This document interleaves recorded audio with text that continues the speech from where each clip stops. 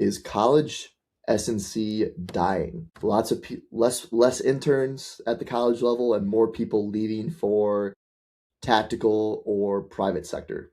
That's his question. Is college When I S&C dying?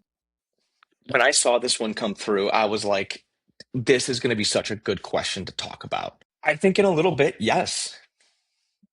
You know, being where I'm at, we see a lot of like interns come through and we see a lot of job opportunities arise because they come to Nick and he's asking questions on it. Do you have someone for this? Do you know if anyone that's good recommend? All these things. I think in a little bit, I don't know if it's dying at a rapid pace. I think in a little bit it is dying. I think like the pay scales, everyone complains about the pay scales. They're not outpacing current inflation, so it's become less of a viable option for interns to come in and do this. I think the rising cost of inflation also makes it harder for them, like in a sense, to come work for free for 2 months as an elongated interview to get a job somewhere and move again.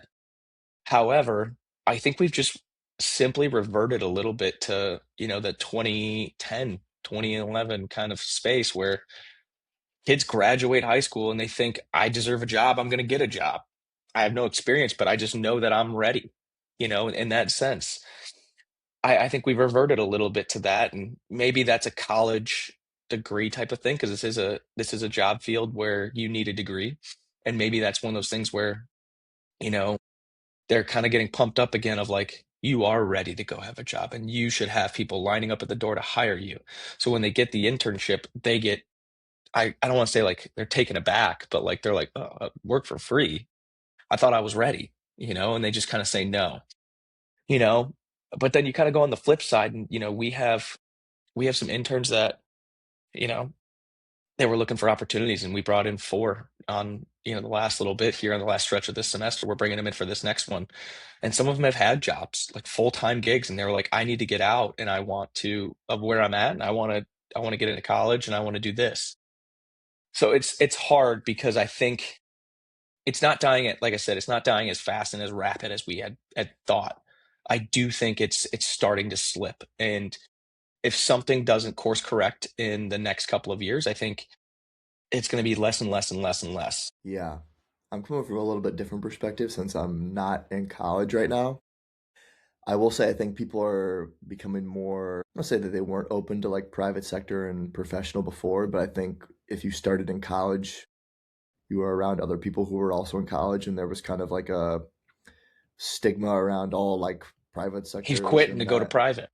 yeah, like once you go, like you can never come back. Like it's a it's like an impossible feat to do. Um, Yeah. I think people are just like seeing that okay, there's more money also a lot of times in professional and in private sector. Like there's an opportunity to earn more. You may not be working with the same demographic, like you may be working with more like youth athletes, but there's an opportunity to make more money. There's opportunity to work more regular hours. Like if you're working at like a, say like a D1 training or like an ETS, they're going to probably have set hours that they're going to train people and you're not going to be reporting to a sport coach who's always changing stuff. You don't have to deal, that's a big part that you're not going to have to deal with. You're not going to deal with sport Yeah. coaches. You're not going to have to deal with class schedules. You're going to kind of set your own schedule. I think the So I think that's a little flexibility bit more option. of, yeah, I think that's a big allure to it. I think that's a big allure to it.